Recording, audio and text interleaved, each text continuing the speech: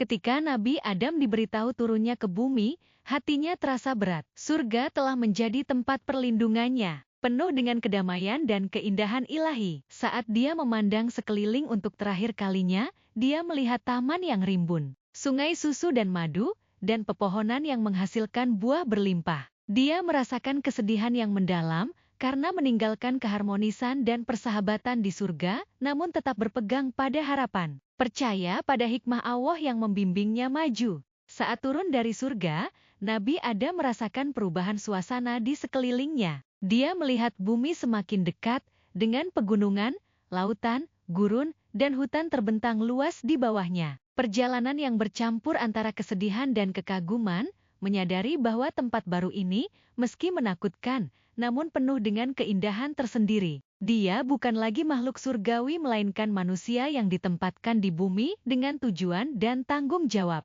Nabi Adam tiba di bumi di sebuah lembah yang dikelilingi oleh bentang alam yang luas dan tandus. Tanahnya kering, udaranya berat, dan langit membentang tanpa henti di atasnya. Dia merasakan keterasingan yang luar biasa, hanya terdengar suara angin dan gemerisik pasir. Dunia ini terasa kasar dan asing, sangat berbeda dengan surga yang pernah ia kenal. Nabi Adam berlutut, merasakan dinginnya bumi untuk pertama kalinya, merenungkan kehidupan barunya di sini. Untuk pertama kalinya Nabi Adam merasakan lapar dan haus. Di surga, dia tidak perlu khawatir tentang makanan atau air, tapi bumi berbeda. Dia berjalan melintasi medan berbatu, menyadari bahwa dia harus mencari makanan. Dengan kesabaran dan ketakwaan kepada Allah, dia menemukan aliran air segar dan beberapa buah-buahan liar, mengagumi keindahan ciptaan Allah, bahkan di dunia yang sangat baru ini. Didasari oleh rasa kesepian dan tantangan hidup barunya,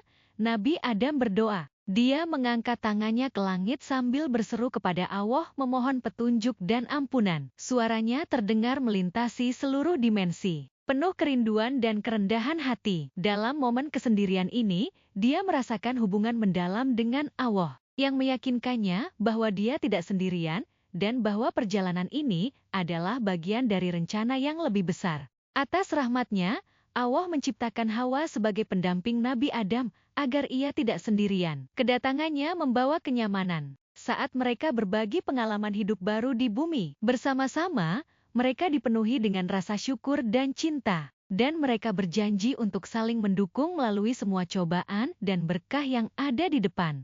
Bersama-sama, Nabi Adam dan Hawa mulai mempelajari keterampilan yang dibutuhkan untuk bertahan hidup. Mereka menjelajahi lingkungan sekitar, menemukan cara mencari makanan, membangun tempat berlindung, dan melindungi diri. Hari-hari mereka diisi dengan kerja keras beradaptasi dengan lingkungan bumi. Namun mereka menemukan kegembiraan dalam setiap keterampilan baru yang mereka kuasai. Dengan setiap tantangan, mereka merasakan semakin besarnya tujuan dan kekuatan. Saat matahari terbenam pada suatu sore, Nabi Adam dan Hawa berdiri bersama dalam ibadah, mengungkapkan rasa syukur atas nikmat dan kekuatan yang diberikan Allah kepada mereka. Keindahan bumi pada warna matahari terbenam, suara angin menembus pepohonan, dan bintang-bintang di atas langit membuat mereka takjub. Momen ibadah ini mengingatkan mereka akan tujuan mereka sebagai pelayan Allah di bumi. Setelah bertahun-tahun, Nabi Adam dan Hawa merefleksikan kehidupan mereka bersama,